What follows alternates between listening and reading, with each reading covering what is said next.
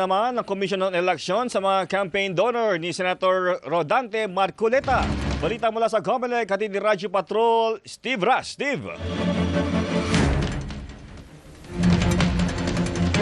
Sinupirma ni COMELEC Chairman George Aaron Garcia na na-issue na ng sabihin ng COMELEC Law Department si dating Congressman Michael Tan Defensor, Joseph Varias Espiritu at Restotel Baluyot Viray, ang tatlong campaign donors ni Senador Rodante Marcoleta na bigong magsumite ng kanilang report of contribution sa loob ng itinakdang 30 araw matapos ang halalan noong 2025. Sa ambush interview sa Laguna, ignay babasura ang kaso dapat sa mga naturang donors ng senador na posibleng managot sa election offense dahil sa paglabag sa Omnibus Election Code.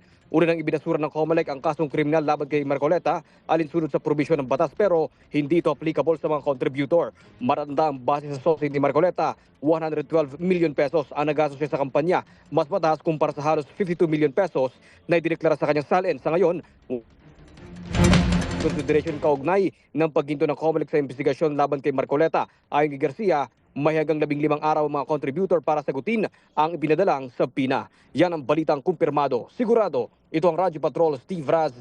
Maraming salamat, Steve Raz.